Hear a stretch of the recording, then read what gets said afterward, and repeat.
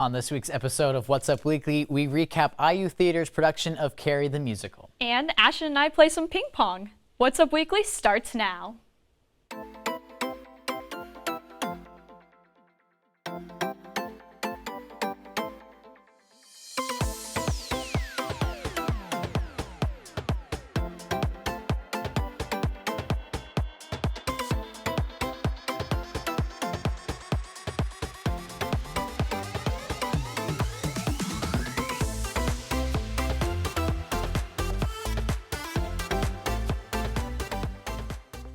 Hello and welcome to What's Up Weekly. I'm Ashton Ackman. And I'm Cali Lichter. Every fall we hear chants of Indiana is a football school. And every winter it's Indiana is a basketball school. But this spring IU is a table tennis school. And this week we're sitting down with brothers Sharon and Gal Alguetti, who are national collegiate table tennis champions. But before that, we met with them last night to flex our table tennis skills. Take a look.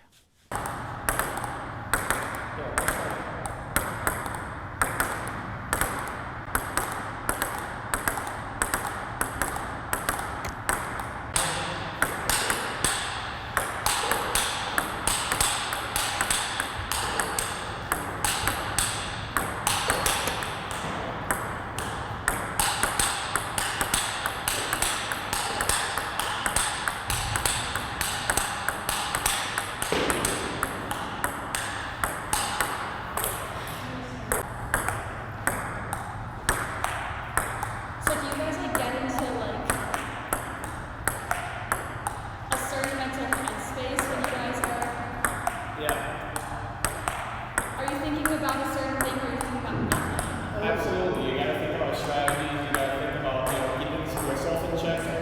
There's a lot of things you gotta, strategize and make sure you're coming in mentally healthy and focused for the match. There's a lot. Here, over the net.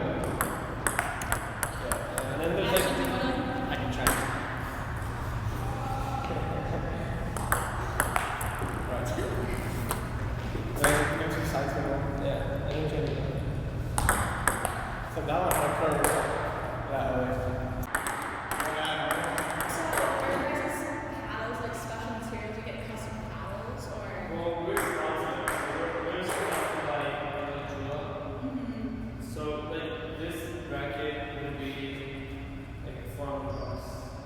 It's not like customized specifically for us, but it's like the best product we offer. So we get like the most advanced, material.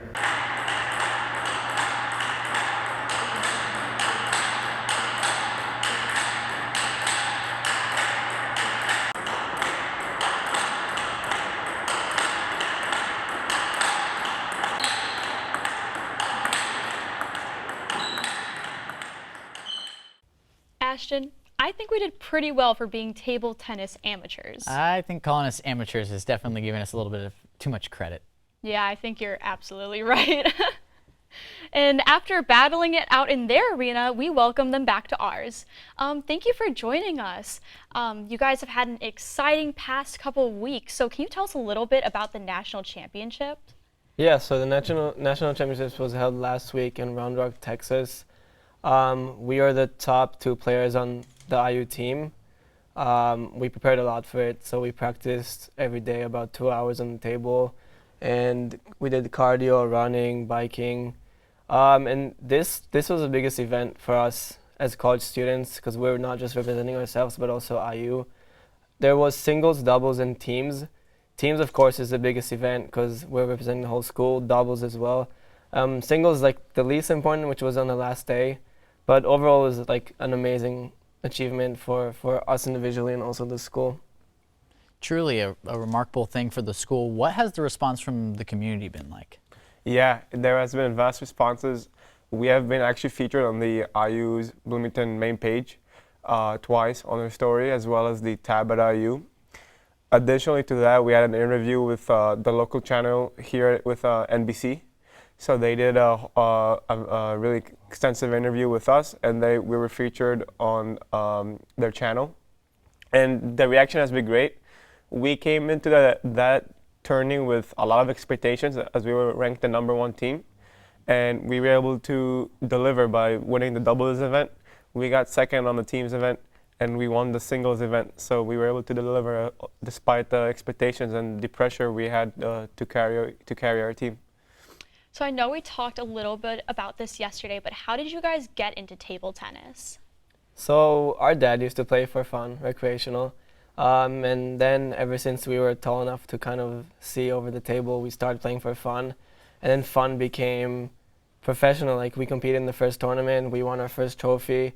And then once you start winning, it becomes an addiction. You just want to continue practicing and playing. And I mean, being twins and we have an older brother, like all of us stayed together. It became a family activity for us.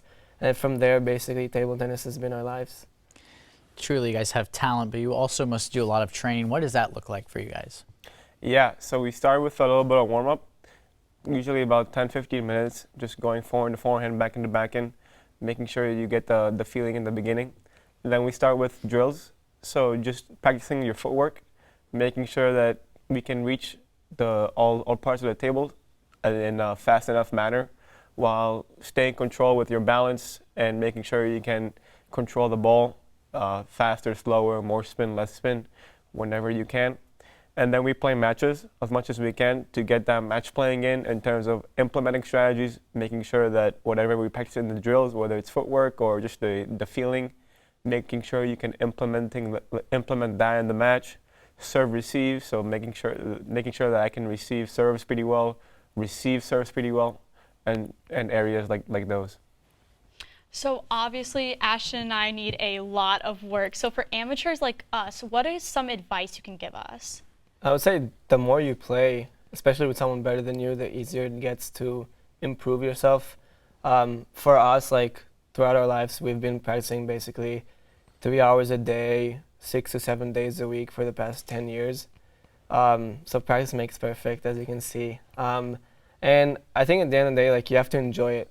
Even though like I specifically don't love practicing, and he would tell you a lot about that, it becomes like a part of something we understand we have to do it. So whether it's incorporating ways like we enjoy practicing or competing more, and I think competition between ourselves and our older brother, like it helps all of us kind of improve together. But I think at the end of the day is we love the sport. So that's what I would suggest, like play more. We touched a little last night about the Olympics. I know we just wrapped up the Olympics this past summer, but what are your guys' goals for 2024? It's right around the corner. Yeah, so for 2016, we both competed in the Olympic trials, and he was actually the #1 reserve spot on the U.S. team, which basically means that if one of the people who were on the team got injured, he would replace them. So missed that by just a bit. I was also close. I was in the top. I was number 17, so I was definitely close, but we were only 14 at the time, so we had a bit of time. Then 2020 came, the trials, and I was able to get around 9th spot, and he was 5th, I believe.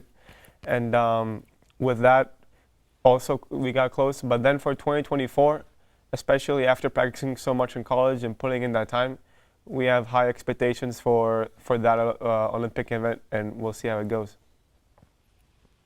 And thank you again for coming in, talking with us, and yesterday beating us, of course. We're not any good. Oh, yeah. These guys are really talented, and you may not know this, but they had to pay their way to the championship because they received no funding from IU. Yeah, if you would like to help them and their team on the path ahead, you can help support them at the link down below. Last week, the IU Theater Department put on their exhilarating production of Carrie the Musical. The show performed at the Ruth N. Halls Theater and was the final IU main stage production of the school year. Based on the best-selling novel by Stephen King, the musical tells the story of Carrie White, a high school outcast who discovers she has telepathic powers. According to the director's note, one goal with the show was to highlight the theme of kindness and how it can change people's lives. April is Sexual Assault Awareness Month, and IU has held a few events this month for students to participate in. The Health Center put up signs to raise awareness on campus. Events earlier this month included signing pledge boards and a screening of The Hunting Ground, which is a documentary about sexual assault on college campuses. The month isn't over yet, though. National Denim Day is April 27th. While IU had its own Denim Day earlier this month, people are still encouraged to wear denim on April 27th to combat victim blaming and sexual violence. Coming up after the break, we have this week's trending topics. We'll be right back.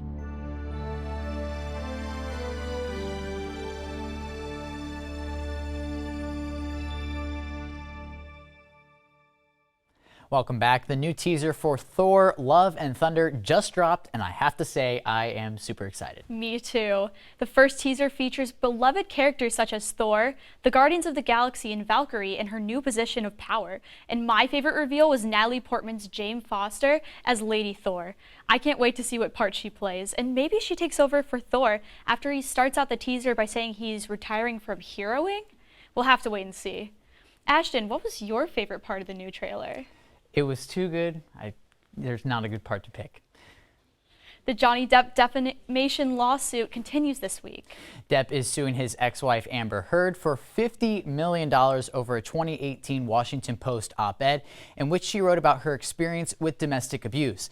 Depp took the stand yesterday to give his testimony in the case. He was not mentioned by name in the piece, but Depp claims he suffered financial losses. Heard and Depp settled their divorce in 2016. Dolly Parton has another 9 to 5 as a foodie. In an interview with Insider, the country music icon dished all about her favorite foods. Parton spilled the beans. Thank you. About what celebrities she's cooked for. Whenever on set, she said, "I'll make a big whole vat of chicken and dumplings, which I'm pretty famous for. They're real Southern in the way Mama used to make them." On the 9 to 5 set, she would always whip up some Southern food, and she would swap homemade meatloaf with her goddaughter, Miley Cyrus. I think it was great timing with the interview because just last week, Dolly relaunched her own cake mix. Anything made by Dolly Parton is something that I can get behind. And you always hear of crazy things happening in Florida. Well, it happened over the Easter weekend. Yeah, check this out. This big fellow was just strolling through the neighborhood on his way to a nearby body of water. The Sarasota County Sheriff's Office estimates that this guy was about 10 feet long. The Easter Bunny was definitely not sticking around after seeing this boy strolling through, and I don't blame him. I love Florida, but the alligators terrify me. And that's what's up this week. Tune in next week for more local and entertainment news. Be sure to follow us on social media. Follow us on Instagram and Twitter at IUSTV News. For What's Up Weekly, I'm Ashton Ackman. And I'm Callie Lichter. Thanks for watching, and we'll see you next week.